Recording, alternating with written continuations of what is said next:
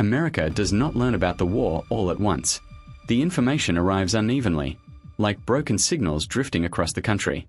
On the East Coast, television's already tuned to morning news flicker as a red banner appears. DHS announces a national security event, while major networks push their own wording: escalation, global posture, developing situation. The feeds do not match. Phrases overlap, cut out, restart. Some viewers hear only fragments. Others hear two versions of the same alert, slightly different, as if coming from different countries. Across suburban neighborhoods in Florida, Virginia, and New Jersey, the emergency alert system triggers with a flat, metallic tone. The message is brief: national emergency, details forthcoming. In a separate channel, DHS sends a stronger bulletin to a portion of cable providers: global conflict confirmed. Many households never receive it. Radio stations buckle as AM frequencies try to carry government inserts. Words dissolve in the static: DEFCON adjustment, strategic readiness, no domestic strikes confirmed. Drivers lean toward their dashboards, adjusting dials they have not touched in years. Then a major mobile carrier fails along the East Coast. Calls freeze, texts linger unsent, coverage collapses into no service. Other networks remain active but sluggish. The digital noise of millions of reconnect attempts creates brief voltage dips. Lights flicker once in older homes, small appliances restart, and clocks blink 12 o'clock without explanation. In the central states, confusion takes another form. Phones in parts of Kansas and Missouri receive a sharp 20-second alert: potential inbound threat, take immediate protective action. The message disappears as quickly as it arrived. Official channels never repeat it. For those who heard it, it becomes a warning with no source and no confirmation. Hospitals in Detroit, Miami, and Seattle switch all waiting room screens to local news. Some broadcasts mention overseas escalation. Others urge calm. None provide clarity. Staff pause only briefly before returning to routines shaped by uncertainty. Small battery radios appear in kitchens and garages, pulled from drawers where they have sat for decades. Tuning across the bands produces mostly static, broken occasionally by clipped agency language, FEMA coordination notes, or local anchors buying time with repeated summaries. In cities from Philadelphia to San Diego, traffic slows in ways no signal commands. Cars hesitate at green lights. Pedestrians stop mid-stride, staring at frozen notifications on their phones. A bus idles longer than usual, while its driver listens to a dispatcher whose voice wavers between scripted calm and doubt. For several seconds, the country feels suspended. Alerts blink on some screens, fade on others, leaving an uneven patchwork of noise and silence. The national warning tone tries to sound again but breaks into distortion before finishing. In the hush that follows, the United States seems to hold its breath. Then the pause fractures as engines rise, turn signals blink on, and the first unplanned surge toward the interstates begins. Not coordinated, not logical, but instinctive, as if movement itself were the only clear instruction left. Within the first hour, movement replaces confusion. What begins as scattered decisions becomes a broad, uncoordinated push away from the coasts. Along I-95, brake lights appear in long, continuous chains. Cars merge without signals, drivers following the slow surge north or west with no clear destination. Traffic systems, strained by power fluctuations, fall into backup modes. In several cities, lights default to blinking red, turning major intersections into four-way standoffs. Engines idle, then creep, then stop again. On the West Coast, the pattern repeats along I-5. The first wave comes from downtown cores, Los Angeles, San Diego, Seattle, pushing outward. Suburbs react minutes later, feeding more vehicles into roads already narrowing under load. The combined effect is a rolling tide that moves a mile, then stalls entirely. A few drivers pull onto shoulders to check news feeds, but service lags or fails, offering no guidance. Structural sensors on several large bridges register load inconsistencies from thousands of slow-moving vehicles. In New York, 2 East River crossings close automatically. Gates lower, lights flash, and the on-ramps empty into confusion. Similar closures ripple across parts of the Bay Area when a routine safety protocol triggers. There is no announcement, only the sudden halt of movement and the flood of brake lights behind it. Attempts to reverse direction create new problems. Cars already low on fuel, trapped in inching traffic, run dry. Drivers abandon them with hazard lights blinking, turning essential lanes into obstacles. Towing services cannot reach them. Access points are clogged or sealed. The blockage spreads backward in slow motion, locking thousands of vehicles into place. Emergency vehicles weave through when possible, sirens rising and falling against the heavy drone of idling engines. Their presence adds tension rather than clarity. Some drivers step out of their cars, shielding eyes from the glare of scattered headlights, trying to understand whether the motion ahead is improving or collapsing. In places where traffic compresses tightly, the sound changes. Engines hum at low idle, punctuated by horns that taper off quickly, replaced by the murmur of people talking between windows. Exhaust hangs low in the cool air. A helicopter passes over I-10 near Houston, its spotlight sweeping briefly across the crowded lanes, then disappearing as it continues west. By the time the hour closes, the highways resemble long, frozen corridors of light. Movement has not stopped everywhere, but it has slowed enough that the intent is clear: the push inland is failing. Small pockets of motion break off into side roads, searching for alternate routes, while the main arteries harden into static lines. As the gridlock settles, attention across the country shifts toward the borders, not out of strategy, but out of hope that some direction remains open when the roads no longer are. Border routes become the next destination for thousands of drivers who can no longer move inland. The shift happens gradually, then all at once, as stalled traffic on major interstates pushes people toward any road that still appears open. At the northern crossings, lines form before officials can adjust staffing. In Vermont and upstate New York, vehicles idle in narrow two-lane approaches, headlights clustered in long, uneven rows. Canada closes several smaller checkpoints within minutes, leaving only select western entries operational.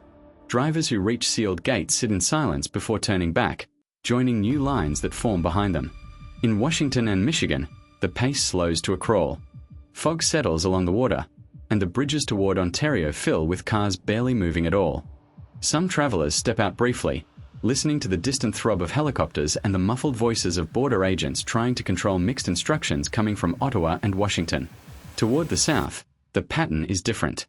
At crossings in Texas and Arizona, conflicting statements from Mexico appear across radio and social media. Closure, partial closure, then limited processing.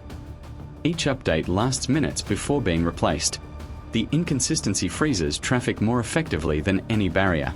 Trucks and family cars sit side by side under the harsh border lights, engines cutting off as fuel runs low. International airports offer no alternative.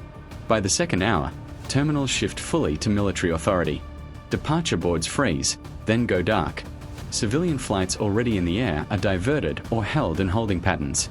Those on the ground face locked gates and soldiers directing people away from the entrances. The hum of jet engines fades, replaced by the distant movement of military aircraft repositioning overhead. At the borders, tension grows in the low, constant noise, idling engines, static on radios, the thrum of rotor blades. Families rearrange luggage in open trunks. Elderly travelers lean on doors, watching the unmoving lines. The air feels heavy, carrying a sense of waiting rather than progress. When the final few open corridors begin to close, movement slows to near stillness. The hope of escape fades, replaced by the understanding that exit points are collapsing one after another. With the way out narrowing to almost nothing, the country's attention shifts back inside its own boundaries, toward regions not yet directly touched but now clearly exposed. The pressure that builds along the coasts pushes steadily inward, and within a few hours the central states become temporary zones of lower exposure. Iowa, Nebraska, Wyoming, and South Dakota hold a steadier rhythm at first. Long plains, slow-moving highways, and towns where the lights still work in a few storefronts. The region feels like a buffer, not by design but by distance. Traffic arriving from both coasts forms loose columns along the interstates. Cars pull into motel parking lots already half full by midday. Families gather near fuel stations where pumps work in irregular cycles. In farm towns, older residents stand on porches, listening for clear news that never fully arrives. For a brief moment, the calm resembles safety. Then the first cracks appear. Supply trucks scheduled from the east and west miss their arrival windows. Distribution centers in Nebraska report delayed departures. Not a shutdown, but enough of a disruption to signal pressure far beyond the plains. Small towns sense the shift through empty produce shelves and quiet warnings from managers who receive updates through overloaded systems. Connectivity weakens next. In pockets across Iowa and Wyoming, mobile data drops to a crawl. Devices cling to weak signals or none at all. Rumors travel faster than confirmation. Outages in surrounding states, rerouted shipments, missing carriers. Without stable communication, even simple questions, how long, how severe, lose clear answers. A brief leak of information accelerates the unease. A clip transmission about secondary impacts spreads through local radio relays before being cut. The phrase is vague, but its tone pushes travelers to change direction. Highways that are drained toward the center now shift again, sending new currents north or south in search of distance from whatever the message implied. Shadows stretch across truck lanes as afternoon tilts toward evening. Farm fields sit quiet except for the occasional distant engine. Fuel stations glow unevenly, their signs flickering above growing lines. The central states feel as though they inhaled too much too quickly, absorbing the movement of millions, absorbing the uncertainty those millions carry with them. As daylight fades, the temporary sense of insulation thins. Resources that once seemed plentiful show signs of strain, and the edges of stability begin to fray. What was once a refuge becomes a narrow window of time, closing a little more with each hour. Resource strain deepens quickly once the central routes begin to clog.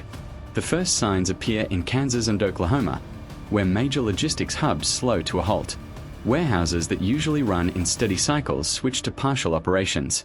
Forklifts stand idle as managers wait for shipments that never left the coasts. The air inside these facilities feels heavy, filled with the hum of generators and the quiet tension of crews unsure whether to keep preparing loads or shut down entirely. Fuel shortages surface next. Several large distribution sites close within an hour, not from physical damage but from untenable crowds. Long lines spill onto access roads, blocking fire lanes and triggering automatic safety protocols. When the gates finally shut, the closure ripples outward.